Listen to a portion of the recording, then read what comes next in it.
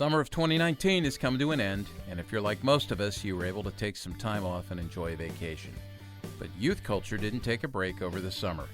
What are some of the summer youth culture trends that we should be aware of, that we should track, and that we should respond to? Do any of these developments offer us insights into our kids and what they believe and how they behave? Stick with us as we look at what youth culture did over summer vacation on this episode of Youth Culture Matters.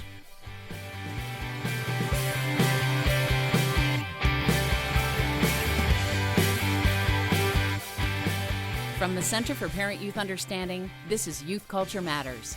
If you're a parent, youth worker, educator, counselor, grandparent, or anyone else who cares about kids, we're glad you've joined us for this practical, informative, and hope-filled podcast. This is a place where together we talk and think Christianly about the rapidly changing world of today's children, teens, and young adults.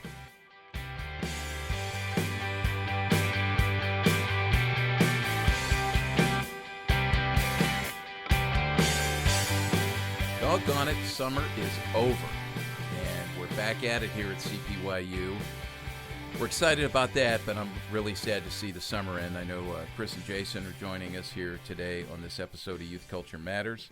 We've been silent for 2 months, right, Chris? Is that just about 2 months? And part of the reason for that is, I think a lot of people know that we had, at the beginning of summer here, an accident on June 25th where an overnight police chase at 90 miles an hour, we were told, ended in our office, which is unbelievable. We'll post some pictures of that, a link to a blog where we've got some pictures on that. But that was the second time it happened. Happened back in 2006. At that point, that time, I was in the office when it happened. None of you guys believed it, but yeah. So, Chris, you discovered it. Yep, I was the first one to walk in the morning, and things were definitely out of place as I came in the lobby and walked in, and my initial thought as I saw a few things out of place was, oh man, somebody broke in, and quickly, as I took a few more steps into the office and saw the destruction and damage, quickly realized it was much more than that. Yeah. Well, what's crazy about it is I was really looking forward to rest this summer. Yep. I don't know, Jason, did you get rest? Did you get any rest this summer? I got rest. I also got a chance to do a lot of writing, but I didn't have anyone drive through any of the walls that exist encompass on your office, my office or home. Well, I was literally on June 25th. I got up early that morning and I thought, today is the day I meet all my writing deadlines, and I'm going to try to have it done by about 8 o'clock. And I was sitting there in the chair with my laptop in my lap, and I finished. I think it was the parent page. I had to get the July parent page to you. Mm-hmm. And I was literally smiling, like in that moment, smiling, closing my laptop after shutting it down. When you received my phone call? And then my phone rings, and it's Chris, and you like this. I said, did it really happen again? Yeah, that's what you said. You start the conversation with, did it really happen again? And I'm because like, at this point, I still was processing what happened. And you walked into the office. Yeah, there was, because of a lot of circumstances that I won't get into for the sake of time, there was, in my mind, there was no way that you didn't know about it already. Like, it didn't make sense that I was the first one walking into this and nobody else knew at this point. Yeah, and what did you see?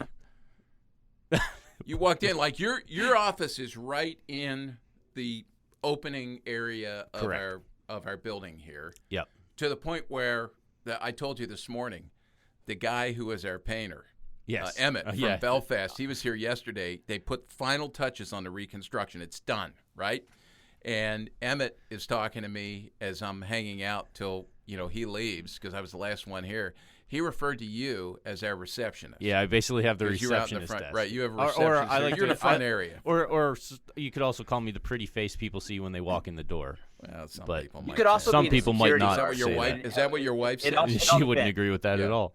So you come in, and like, this is the second time this has happened. Yes. So what? Well, at first I'm literally. I couldn't believe what had actually happened. I couldn't believe that. The smell. Talk about the smell. Yeah, when I first walked in the lobby, I thought the lobby smelled like gasoline, and our lobby is known to have a lot of various weird smells. So Right. that was Men's unusual, room, but not ladies' room, right off the completely lobby. unusual. Yeah, exactly. So it was unusual, but not within the realm of normalcy around here. Not thinking to myself, oh, that actually is gasoline from a car, from a vehicle.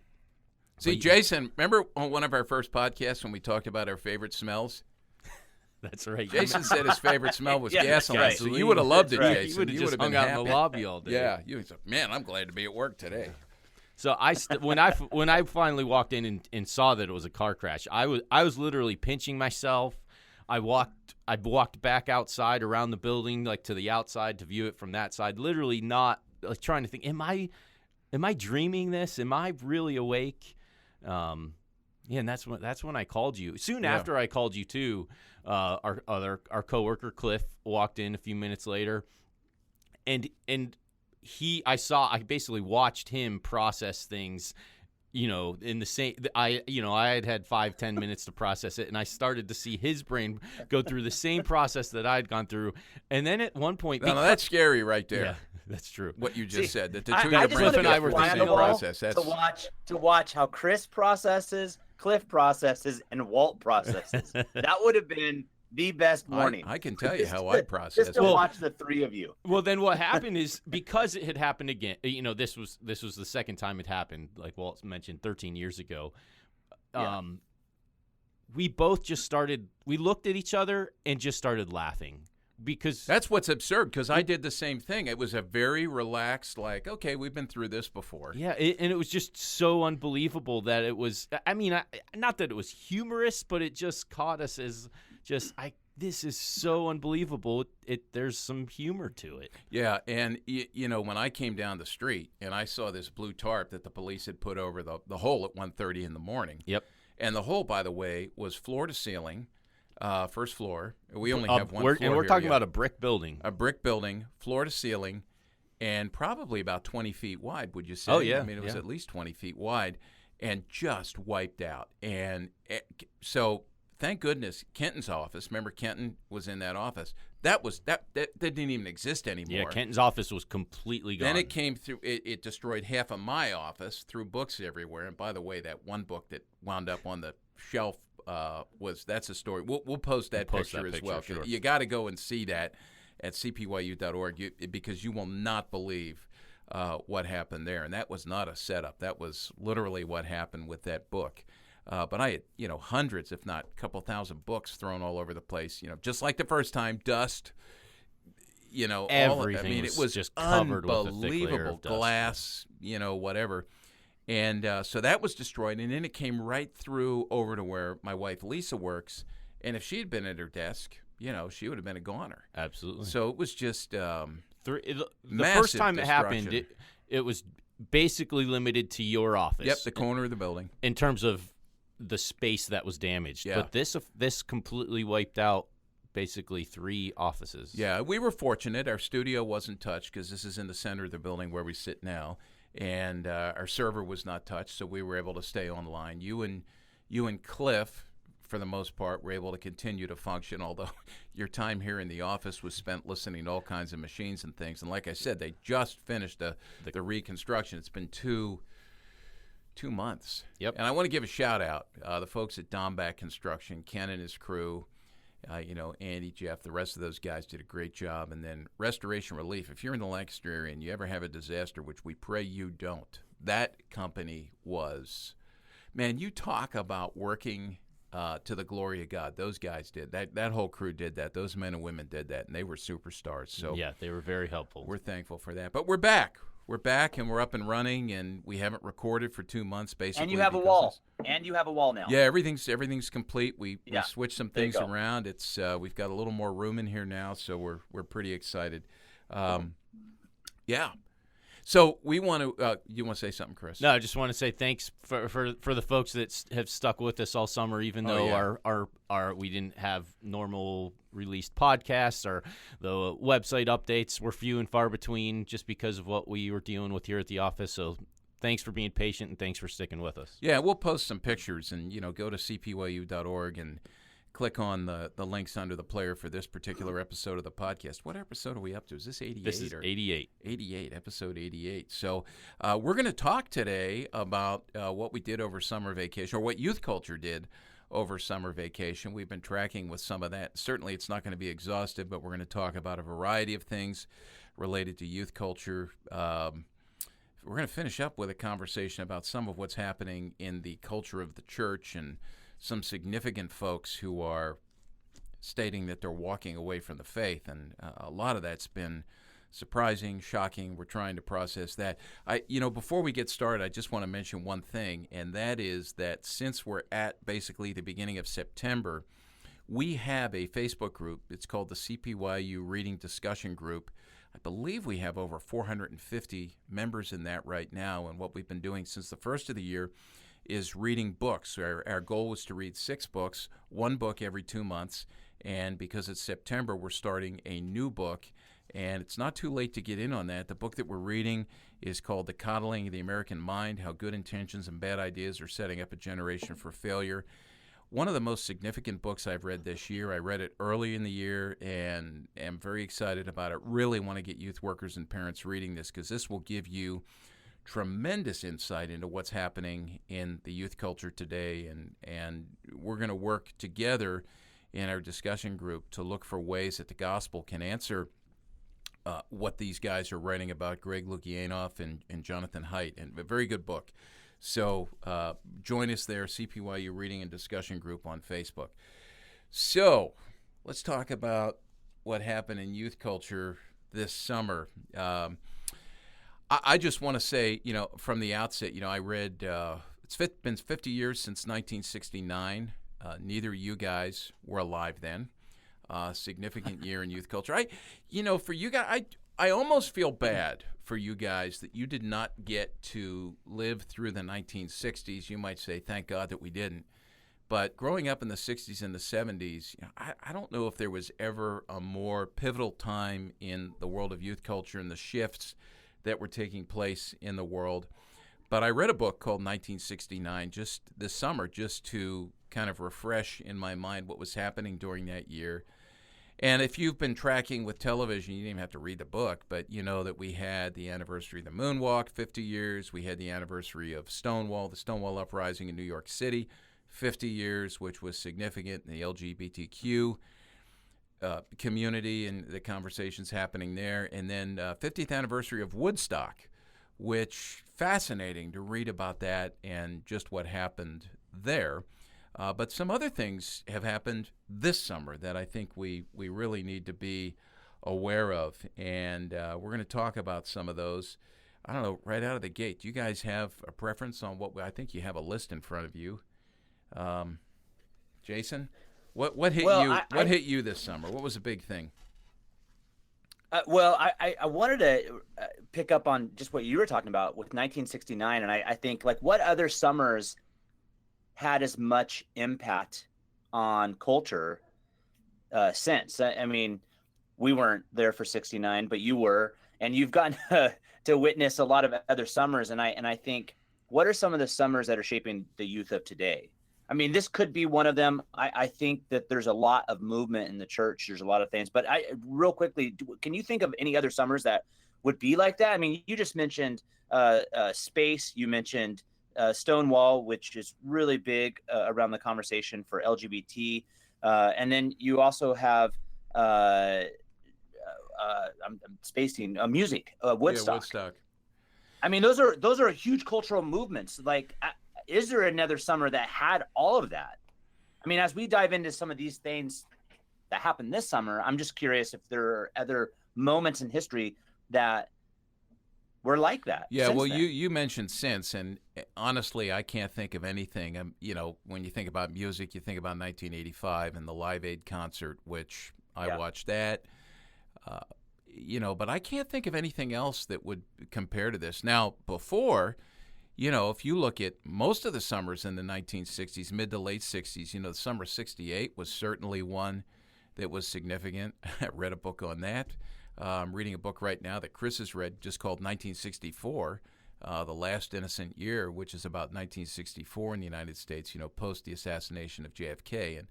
as a cultural movement, that was a big thing. And look, I don't know the answer to that, but I would say this. I would encourage those of you who are younger who do not live through these things to read some of these accounts of what was happening in the 60s, certainly in the early 70s, Watergate, that was going on. And these were all significant movements in our culture. And, I often go back to what Francis Bacon said, that histories make men wise. And we tend to live in the moment now, and we don't think about the past. And when we don't think about the past, unfortunately, we're forfeiting our ability to think wisely about not just the now, but the future. And we live in a culture that is encouraging us to live in the moment and not think about the past or the consequences of our present decisions and what that might mean for the future. So that's a big part of what's happening, in our culture. So yeah, that's good, Jason. I like that. That's really good. You had asked before I had asked you that question. What stood out. I think a great place to start is just with the Video Music Awards that just recently happened, and the Video of the Year with Taylor Swift. I know that you're actually in the middle of doing a write-up on You Need to Calm Down. Is it Need to Calm Down or Lover? Yeah, you need to calm down. Which was the song which was the Video of the Year. Yeah, Video of the Year. And this is significant as well. It actually won that award, but it won another award as well, and that is a category titled Video for Good, which originally, I guess, was back in 2011. They started awarding for a video that generated social consciousness or spoke to a social issue, originally called Best Video with a Message, which is interesting because all music has messages. It's either implicit or explicit. And when I say explicit, I'm not talking about, profanity and sexuality and things like that. It's either obvious or it's buried within. And then it became the Video for Good this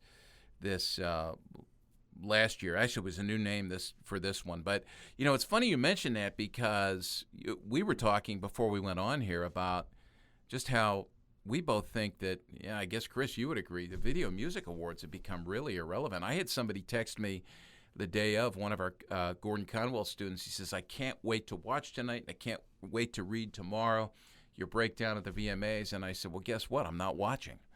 It's really become irrelevant. It's not the cultural artifact or icon, peak in the culture that it used to be. Would you say that the VMAs have become more? They've always kind of been a reflecting culture, but I've also found that the VMAs are a cultural moment where they had an influence on culture. Whereas now, I just feel like they are just simply reflecting culture and not really influencing it. And so there seems to, what I saw about this year is it was almost they celebrated what's been going on in the culture, but it wasn't this thing that just had a huge influence. I mean, people talked about it the day after, but not the way it used to 5-10 years ago. Oh, yeah. I mean, it just was not like water cooler conversation anymore. And it's interesting, you mentioned the reflective and the directive nature. We've talked about that for years, that culture is both reflective and directive. It's both a map and a mirror. So it defines what to believe and how to behave for impressionable kids and even adults. But it also reflects what's being believed in terms of what lies behind behaviors. It's explanatory in some ways. So it's got that dual emphasis. But, it's a couple of things. One is, I think that the music industry, with the rise of the internet and independent music and the ability to put your stuff out there, you were talking about TikTok, Chris, the music industry is not centralized anymore. So I think that strained the VMAs of its meaning. But as well, it's so market-driven that I think the music is being made to sell. And that was one of the criticisms of this Taylor Swift video, You Need to Calm Down, in the after conversations from the VMAs. There were some in the LGBTQ community who did not totally see it as being, reflective of being supportive. I mean, certainly it was that, but not in totality, they would say. And so there was some criticism there, and I think a lot of it is just that market-driven nature of things, that you're trying to appeal to the masses, you're trying to sell music, you're trying to make money, and mainstream music has become so commercialized. And certainly Taylor Swift, she would be a poster girl for that. So that's a good observation you made. Reflective of what we believe sells. And I think the messages that were there sell. So for those who haven't seen the video, you need to calm down. This was released in June, which happened to be Pride Month, June of this last year, 2019.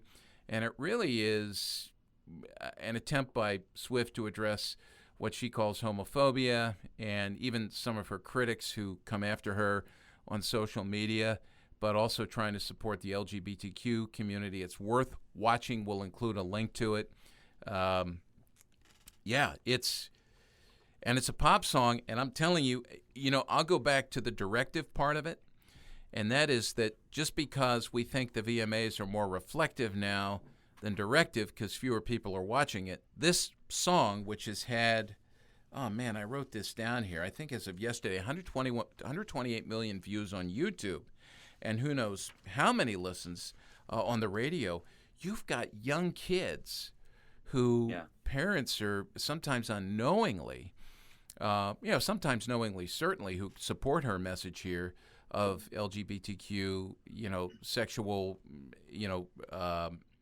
being able to do whatever you want, that sexual individualistic expressionism, freedom to be whoever you are and you want to be.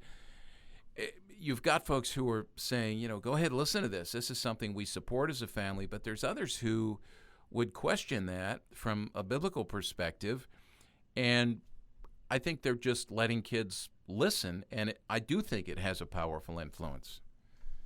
Yeah, what I find so interesting about the song, its lyrics, and the way that they even do the video is its extremes, which really works hand in hand with what's going on in our culture today. Because when you look at what is happening politically, what's happening even within the church, there's this teammanship that's happening, and the video itself, what I found interesting is that it went to the extreme. So the homophobic, the individuals that had the signs that were proclaiming homosexuality as a sin in the video are hillbillies. Right. There's a stereotype of Christians that's really unfair. And it works the same way with the LGBT audience that's in the video.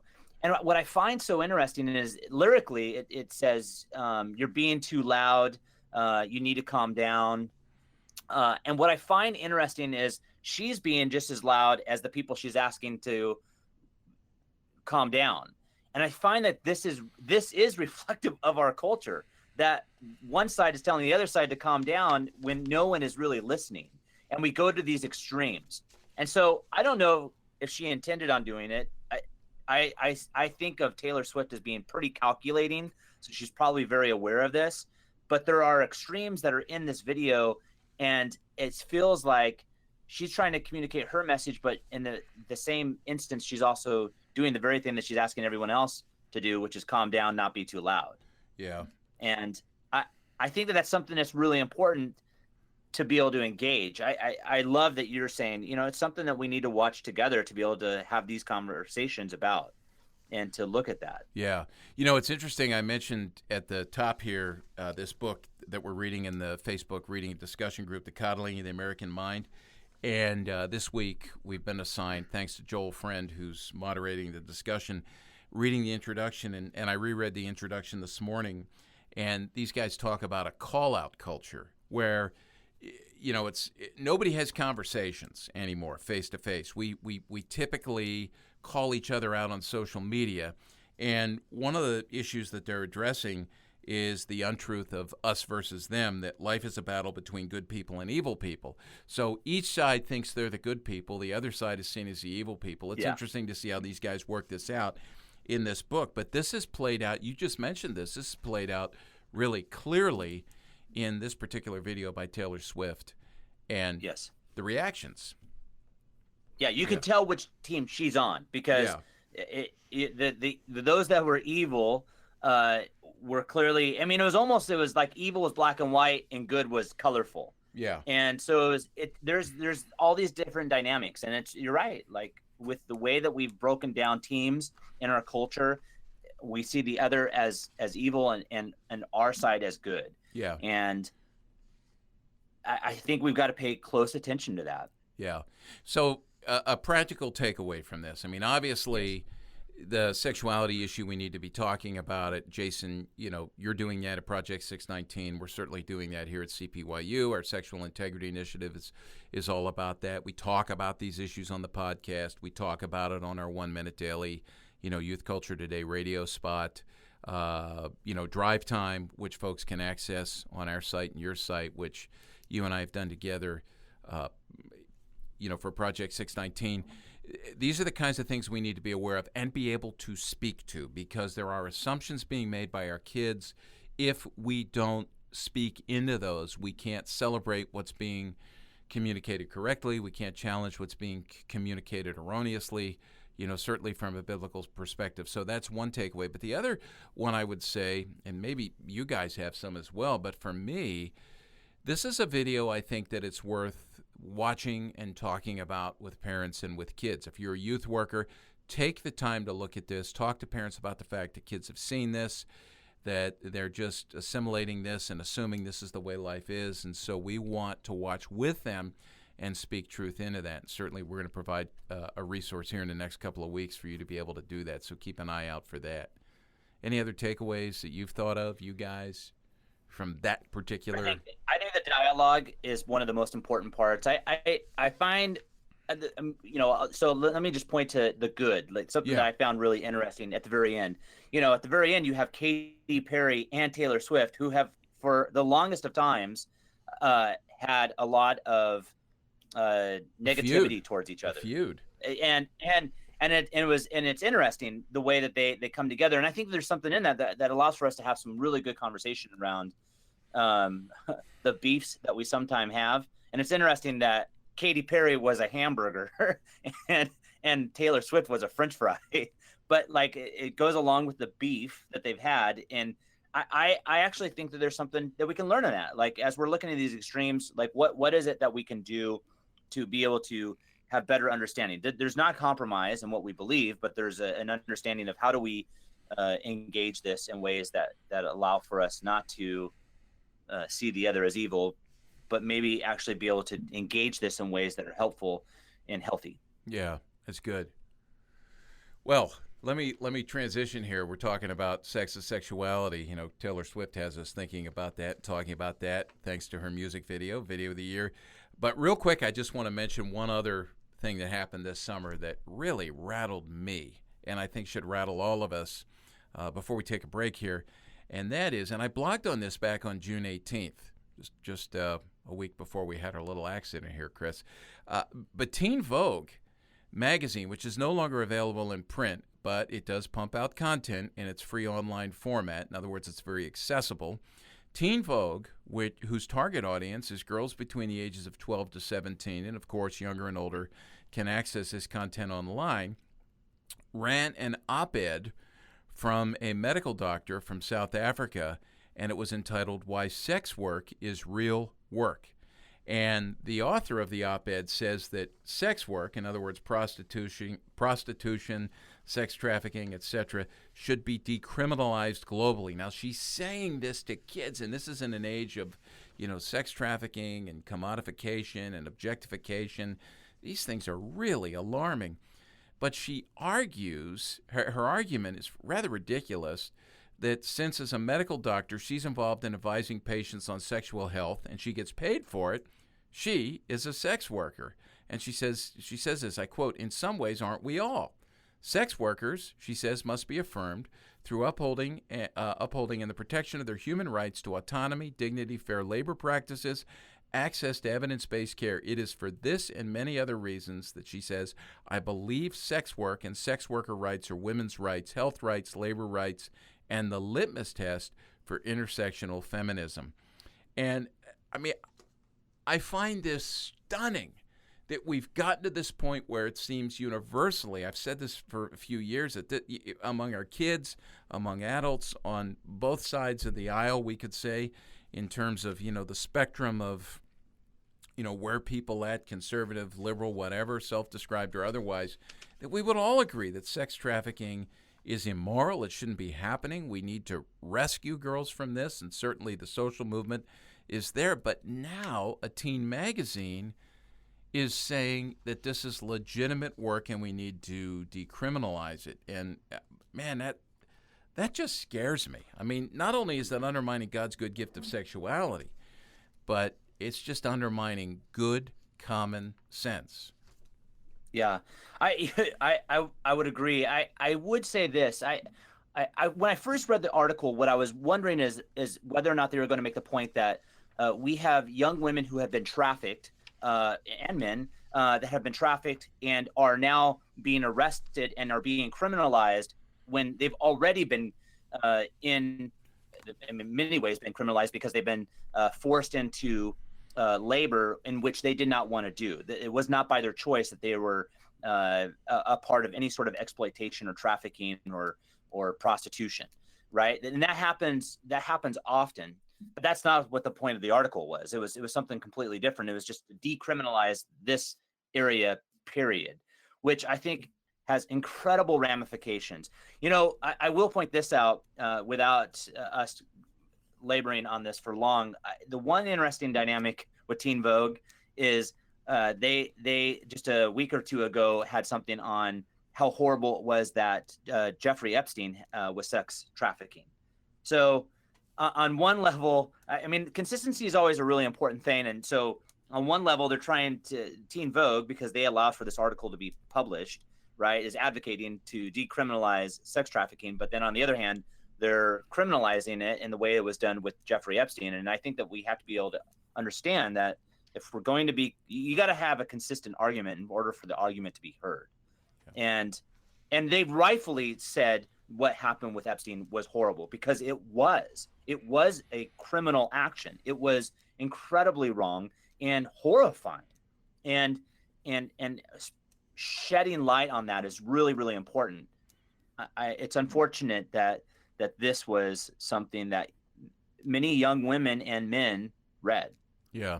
And youth workers and parents, I want to say what Jason just brought up. This is a matter of integrity. So when you hear us talk about integration of faith into all of life, what we're promoting there is a consistent application of the gospel and seeing all things through the eyes of a biblical world and life view, and really working to be consistent in what it is we believe, how it is we behave, and what it is that we communicate. So this is an example of lack of integrity, or what we would call dis-integration in terms of, you know, a message. So that's a good point. Hey, I think we need to take a break, right, Chris? That sounds about right. Okay, so we've been talking a while. We're going to take a break. When we come back, we're going to continue our conversation about what youth culture did on summer vacation. I want to get into some health issues because these were big in the news. So stick with us.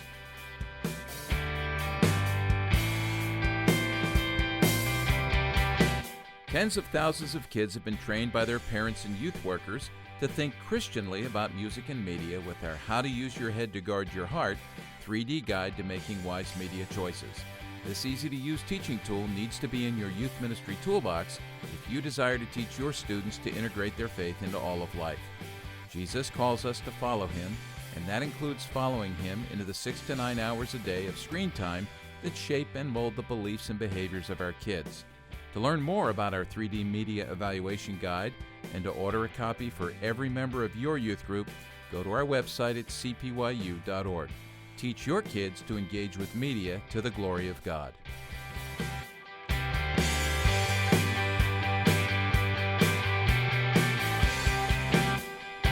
Welcome back to Youth Culture Matters. We're just hitting all the topics from this last summer, looking at what youth culture spoke to us, taught us, and what we can use as we dive into this new school year to work with our youth and in our home. And I know, Walt, before we left on the break, you had mentioned a couple of different things. So why don't you maybe speak a few other things that have happened over the summer that I think impact youth culture? You know, it's interesting to me. We talked about, 1969 when I was 13 years old, by the way. And the summer 69, I don't remember the emphasis on teen health and the teen health crisis that we have now. And that's not to say that we were doing everything right or that we were eating correctly. Certainly fast food was becoming more and more ingrained in the culture of who we were as adolescents and even as families. Processed foods, the same thing. But there's a lot of talk about that now, including some other things. So yesterday, in preparation for this, I just made a list very quickly of some of the things that we're hearing about a lot more that I think we need to be aware of. I'm not going to spend time on all these, but one would be, that football season has started, high school football season. All the talk about concussions and brain injuries and CTE, chronic traumatic encephalopathy.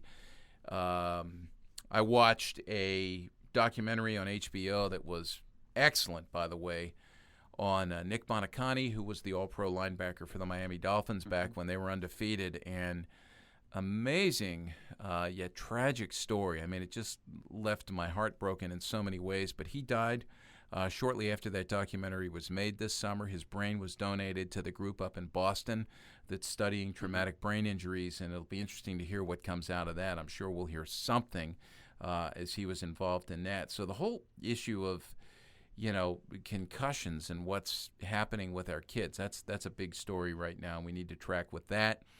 So we think about, our health. Related to that, just addiction, the opioid crisis, certainly all over the news right now, and tracking with issues related to fentanyl. We have some resources on our website on that, and I know in the last couple of years I've rebooted my seminar I do live on drug addiction, and don't we have a Just Add Parents coming out on that soon, don't we, Chris? On substance abuse, yeah, yes. Substance abuse. So youth workers, that's a parent meeting you can use. We'll let you know about that when that's out. It's close. But great. digital addiction. I've been reading Adam Adler's book, Irresistible. I'm almost done. Probably will finish it today, and it's all on the science of behavioral addictions and how we get hooked into things. And man, that has been eye-opening. Youth workers, parents, you need to read that book as well. It's called Irresistible.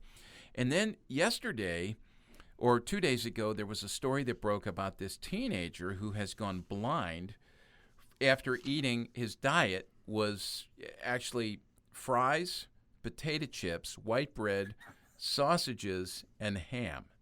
I know. The tragedy is you've got a kid who's nutritional, like he grew normally. There was no indication of this, but basically the nutrition, the lack of nutrition, has caused him to go blind. And my understanding is this is irreversible, and it's a reminder again. I mean, it's an extreme case, obviously, but this is a warning that we need to take account of. And so stewardship of the body is something we need to talk about. But then that got me thinking a lot about vaping and all of the discussions now. So in the news, just in the last week or so, stories coming out of Long Island, and the teenager there who wound up in the emergency room, and some of the symptoms there. A similar story from Broomall, Pennsylvania, close to us here in the suburbs of Philadelphia, about a 19-year-old by the name of Kevin Beauclair, who's now in Penn University Hospital in a medically induced coma on a heart-lung machine and may need lung transplant surgery. And they are blaming vaping and what's going on with vaping for this. This is beyond just the addictive nature of nicotine and what's happening, but they're discovering now, this is the kind of thing Marshall McLuhan said, first we shape our tools and our tools shape us. Nobody thought that the Juul and the other electronic cigarette devices, and kids are, using flavored things, and they're being marketed to very effectively. They're thinking this is safer than smoking. Vaping's safer than smoking conventional cigarettes. The CDC has just come out and said absolutely not. The warnings are going up. A teen in Utah, this story just came out. Maddie Nelson, 18 years old, from 3 years of vaping, the same symptoms as what these other stories have been found. And so there's been, I think, 215 or more situations where they've said, this is happening. And so we've got to be aware of this. And, one of the things that we read about a couple of years ago was they were starting to say, medical doctors, this thing called popcorn lung, which they named because they were seeing it in the factory workers who were working in the popcorn factory, microwave popcorn with a buttered flavoring. They discovered that these lung malfunctions that were just killing people and causing all sorts of breathing difficulties this was coming from what they were breathing in with the butter or the artificial butter, whatever it was they were putting in, and it's the same thing with the vaping. So, man, we've got to be. So, what's really interesting is we have all these different health concerns for youth and young adults. And do you think that these were things that were happening and it just because of the news cycle that we have, we're hearing about it more? I mean, obviously, technology has brought about different issues, but were there risks for youth like this decades ago that just didn't make the news? Or have we become so hyper aware, and today we're so hyper aware that we are pointing these things out? Or has technology and many of the things brought this to fruition? Boy, that's a good. Does that make sense? Yeah, oh, yeah, and that's a good question. I'd love to know what people think about that. My initial reaction is I think it's a little bit of both.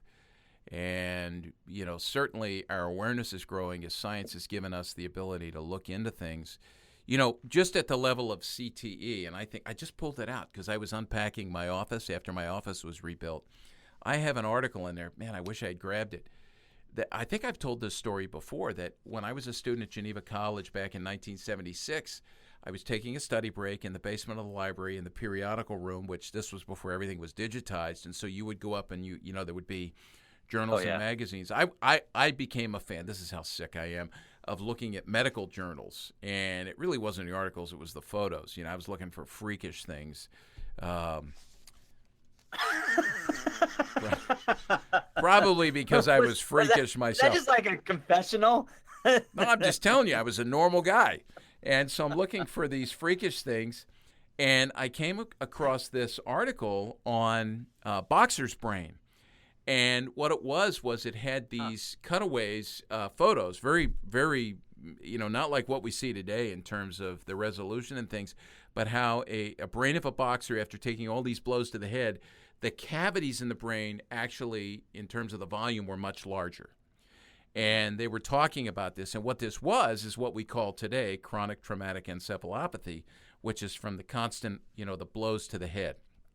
And I actually, after reading Chris Nowinski's book, Head Games, a couple of years ago, and he's someone who suffered from this, and he's working with that group in Boston on this issue, I thought I remembered that article, and I went back and started to do some research and got some people to help me, and I found it. I now have a hard copy of that article where I can look back at those pictures. Somehow, the fact that I could remember that, I don't know how that came up in my head, but I found that article, and so there was awareness of that, but not like there is now. And I think as medicine and research progresses, we learn more and more about this. Certainly this is the case with vaping and, electronic cigarettes. So, it took us a while. I'm reading the book 1964.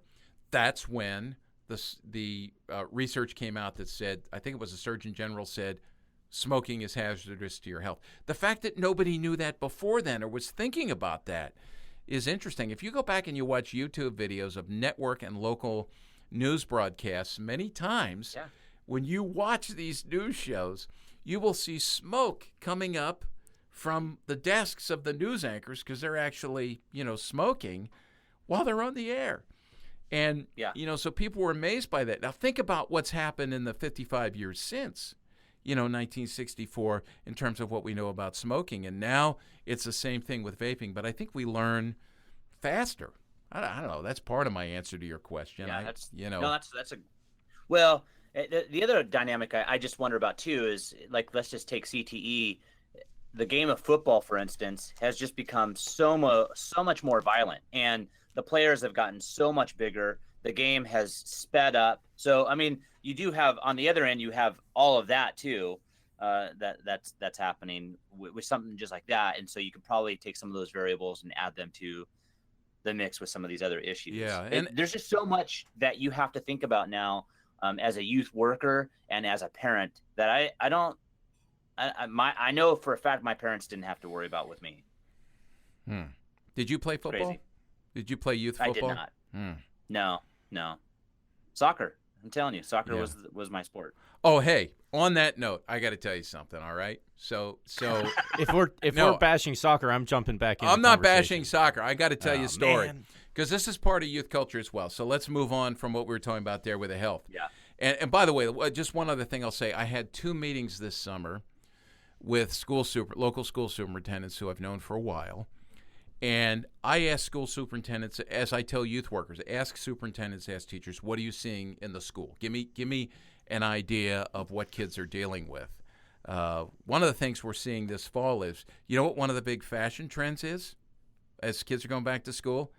This is going to blow your mind. White Crocs. Kids are wearing white Crocs everywhere. All right, Jason, I expect to see you next. White Crocs. I don't get it. I'm going to figure. So white Crocs. I thought you were going to say, I know white Vans is a big deal. No, white Crocs, yeah. White Crocs. They're making it, so the Crocs are a big thing again. But what these guys told me is the number one issue behaviorally that they're having to deal with in their school is vaping. Yeah. It's vaping. I hear that often. So parents need to be aware of that. So what I want to tell you about soccer, this is just an aside here, but this happened this summer. This was it. This was a youth culture thing, So the Women's World Cup, all right, which you probably watched, right? Awesome. Okay, yeah. Carly Lloyd showed up a couple of weeks ago. Did you read this? You know what the story is? What happened. Are you going to talk about your Eagles? Oh yeah. So this could backfire on us because if Jake Elliott bombs this year as a field goal kicker, people are going to go, "Why didn't you sign Carly Lloyd?" So she shows up. The Women's World Cup team seems to have a love affair with Philadelphia professional sports teams now, and some of that may be related to Zach Ertz, right? Julie Ertz, the whole thing. Yeah. So Carly Lloyd shows up, and look, I didn't follow the Women's World Cup, and we're not going to get into that, but I knew the name Carly Lloyd, but I was really interested when the news stories started to pop up. She went to Eagles practice and kicked a 55-yard field goal. And so the word came out that some NFL team was going to try to sign her and at least let her kick in a preseason game. Who knows where that's all going to go. But I'm sitting there, and I was watching a news report. She was at a Phillies game, and one of our announcers interviewed her during the game. And it was fascinating to listen to her about her love for the Phillies and growing up in South Jersey, which is right across the river from Philadelphia, so forth and so on. Yeah. So I went to Wikipedia to learn as much as I could about her. Which, I mean, Jason, Chris, that's the most reliable source out there, Wikipedia. So I go to Wikipedia, and Jason, you're not going to believe this. My eyes just stop and get really wide when I get to the point about her high school career and the legendary high school coach who taught her what she knows about soccer. And his name is Rudy Klobach. I'm going, you got to be kidding me. There can't be more than one Rudy Klobach. My high school German teacher was Rudy Klobach. And I clicked on his name. I did some research. He was born in a concentration camp in 1944. He died about 4 years ago. I wasn't aware of that, but I was aware when he was teaching us that he'd been born in a concentration camp that was liberated just a couple of months later. But Rudy Klobach became this legendary soccer coach after he left Upper Dublin High School, where he graduated from. I had to be reminded of that. And he became a legendary soccer coach, women's soccer coach who coached Carly Lloyd. I couldn't believe it. I'm still like scratching my head. I didn't realize the guy was into soccer. He was very young when I had him as a German teacher. But that's just a fascinating aside. So yeah, that's great. I love those connections. Yeah. Hey, can I mention one more thing before we take? Oh, go ahead. You want to say something? Well, no. I was going to say we probably need to take a quick break. But yes. Can I mention one more thing? Yeah. I just want to say this because there's been some news coming out over the summer as well, a lot about texting while driving.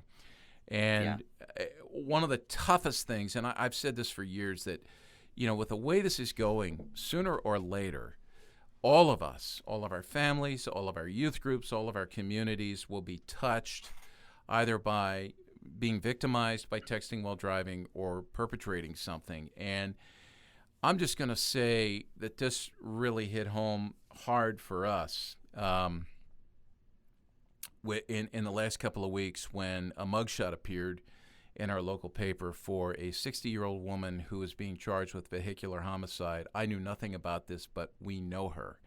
And she has just retired from teaching, a wonderful, sweet, caring human being who had two of my sons for instrumental music lessons during their elementary school years and even into middle school.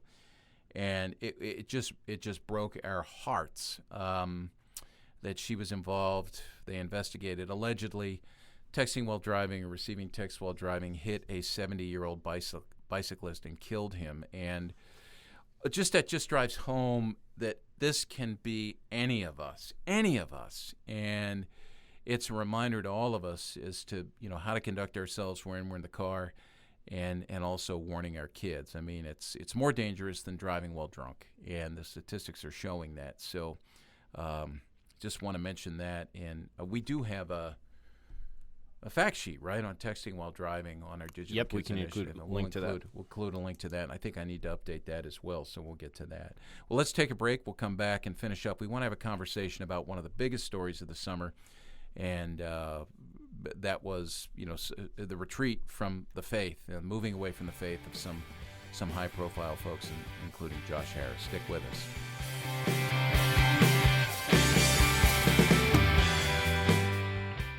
Here at CPYU, we want to help you help parents stay up to date on today's youth culture. One of our most popular resources is our monthly parent page. This 4-page full-color resource offers parents a timely, practical look into current youth culture trends, along with resources to help them parent their children and teens Christianly in today's rapidly changing youth culture. If you're a youth worker who would like to get this monthly resource into the hands of your parents, you can see a sample parent page and learn more by visiting cpyuparentpage.com.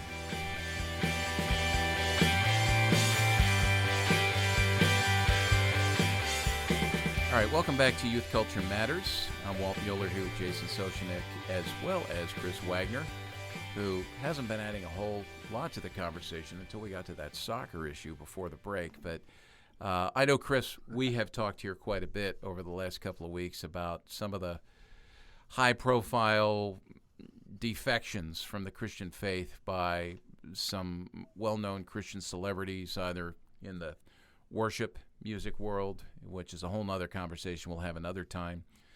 But the big one has been Josh Harris. Jason, you and I have talked about this as well.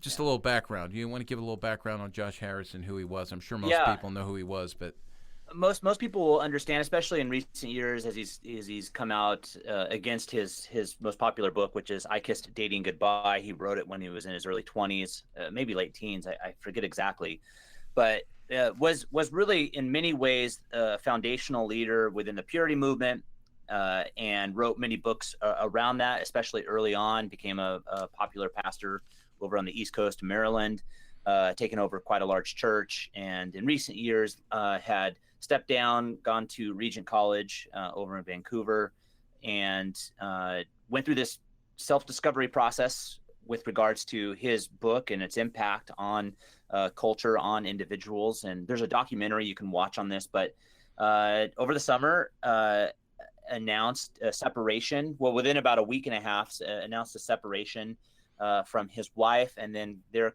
quickly after posted on Instagram. A lot of this has gone through Instagram. That's where he's let himself be known. But one of the things that he said after that, it's quite a long post, but the short of it was, he says, the information that was left out of our announcement, that the separation from his wife, is that I have undergone a massive shift in regard to my faith in Jesus. The popular phrase for this is deconstruction. The biblical phrase is falling away. By all measurements that I have for defining a Christian, I am not a Christian. Many people tell me that there is a different way to practice faith, and I want to remain open to this, but I am not there now. And that then led to a ton of conversation around what does this mean was he ever really a Christian? There's just a lot of stuff that has gone on, but what I do know is that it's brought back up in full force the conversation around whether or not the purity movement and the conversations around that are they even worthwhile anymore? Mm-hmm. And then obviously with that, there's been a number of other people, high profile individuals that have spoken about a doubt, walking away from, renouncing of their faith. Yeah. And so it's been somewhat troubling, but I think that for the longest of times too, you and I have talked about these are not things that are surprising necessarily. Yeah. Especially for someone like Joshua Harris that got fame at such a young age. Right. And that is something that we have to be aware of. The lead singer from Skillet actually came out and spoke about this, and I thought it was quite profound, just the way that he was saying we're giving celebrity to individuals that are still very young, and it's not until you're much older that you really know. Even when you're much older, you still have to navigate this celebrity stardom thing that Christians can create from individuals. Yeah. When we talked about the need to chat about this, our tendency, I think, as human beings in the church, is to point fingers, to condemn, to focus on the person that's at the center of the news story, when actually the person at the center of the news story and what the news story is about, I really believe should cause us to focus on ourselves. And I think it's important for us to have conversations about the purity movement, to have conversations about what in the world's going on in Josh Harris's life, and the curtain hasn't been peeled back on that yet. We really don't know, and a lot of that is speculation. At this point, it'll be interesting to see what happens. But I think what you just said is really the biggest takeaway from this youth culture story, and this youth culture story that's in the church over the summer, is that how do we look at this and be warned? Because there but for the grace of God go I. Yeah. And, let's be honest. You and I have had opportunities to stand up in front of people over the years. Those opportunities continue to come. And, I can speak for me. In many ways, it's frightening. The spotlight is not something I ever sought. Duffy Robbins, Mark Penner, and I talk about this all the time when people come up to us and say, young folks in youth ministry, and say, how can I do what you do? It's one of the most frightening questions that I think I've ever fielded. And because if someone's seeking the spotlight, that's an issue. I mean, one of the things I say all the time is seek the spotlight and it will blind you. Find yourself in the spotlight and be very, very careful. And Josh Harris, that's one of the dynamics here. Here's a young guy who got thrust out there. How much of it was his doing? I don't know. How much of it was a marketing doing by publishers and others? I don't know. There was probably some combination of that. I mean, cultivate yourself. When I was cleaning up my office here and putting the books back on the shelf, which took better part of last week, it was crazy. I came across a book, and I walked out. I showed it to Lisa. I showed it to Chris, a Joshua Harris book called Dug Down Deep, which is really about theology and what he was rooting himself in, supposedly. and I just wonder, obviously that wasn't the case for him. I mean, he was speaking about it, but he wasn't really rooted. And I think this is where we have to be rooted. We have to push our kids towards that in the social media world. Man, the temptation for all of us is there to curate, to cultivate our image. And even like what you mentioned with his announcement on Instagram, I was really bothered by the photo that he put up. It was like professionally done of him standing there at a lake in the Rocky Mountains and kind of looking pensive. I mean, it's just like pensive. Yeah, come on, man.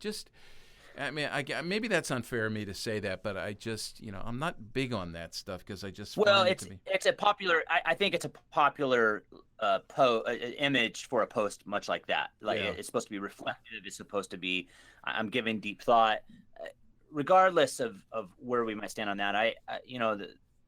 First, I would say I mourn. Exactly. This I still deeply. I'm actually incredibly grateful for some of the conversation he started. I've always thought that Josh, in particular, has always modeled incredible grace for himself, grace for he's one of the few Christian writers I would always find in other books or other places apologize or admit where he was wrong, which I think that I do think that takes a great deal of character. I did witness that often. But you and I talk about this. You've talked about this quite a bit, and I think this is just really important for our listeners. I think these are moments where we have to not just reflect on them. I think we can end up spending so much time on them and what this means for everyone else. but I think it's an opportunity for us to reflect inward. Like, what is this showing me about myself? What is it that we have to take away from this? And one of the things, dug down deep, like, how are we digging deep? Where am me susceptible to something like this? Where have I not dug down deep? Like, what is it that needs to? And I think that these are moments that have to allow for us to shape our own faith, rather than talking about like how the faith is being shaped outside of ourselves. Yeah. Because I think that if we're not continually rooting ourselves in our faith and rooting ourselves in this belief that we have in Jesus Christ, if we're not continually coming back to the source, I do believe we can all be susceptible to this. And so looking inward, looking at the self, I think is really important. And I know this is something you talk about often, both on the podcast and then also when you speak publicly. Yeah. You know, it's interesting.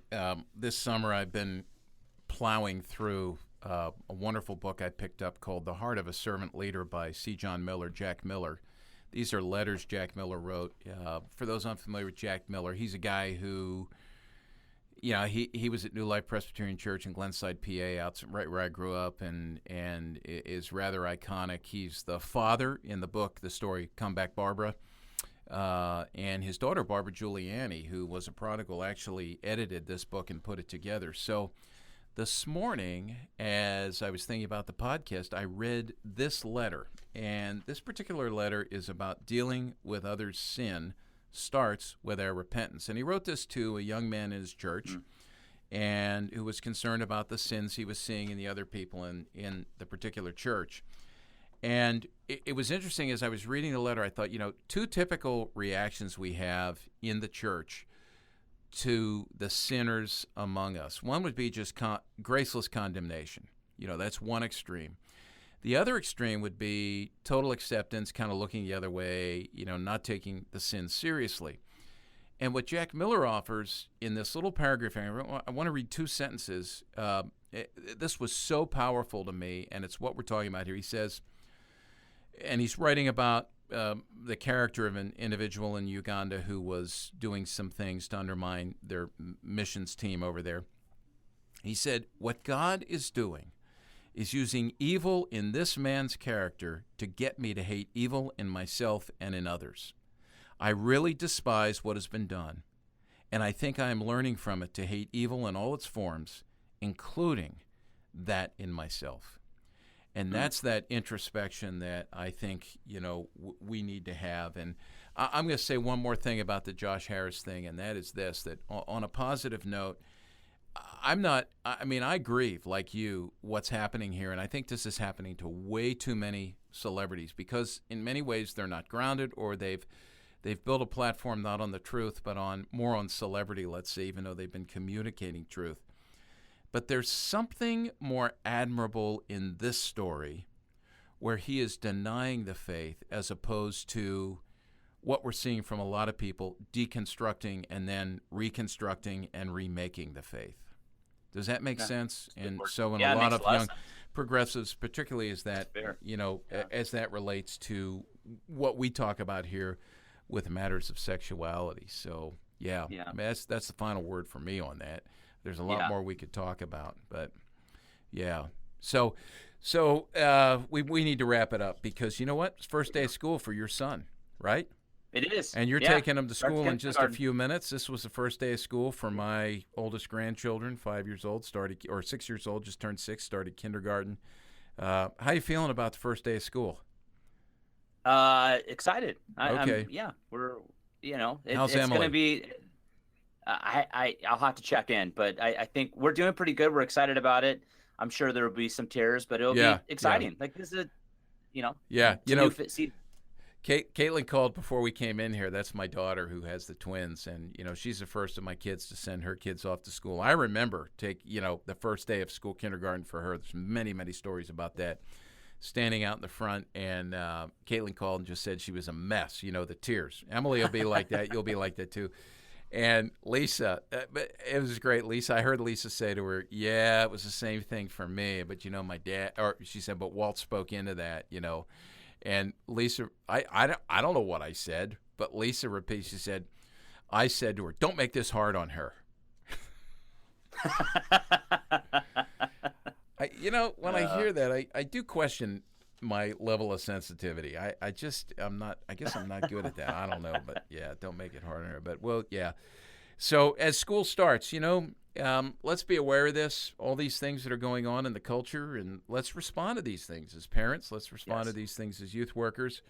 Chris, do you want to tell people how to access the resources we'll put up? Yep. If you visit cpyu.org, find the podcast page, which is always the most recent episode is always posted on the homepage. You'll be able to find this episode. All of the notes and links and stuff will be underneath the embedded player that you'll find there on the site. So if you happen to be listening on another device, check out our website to check out all the links.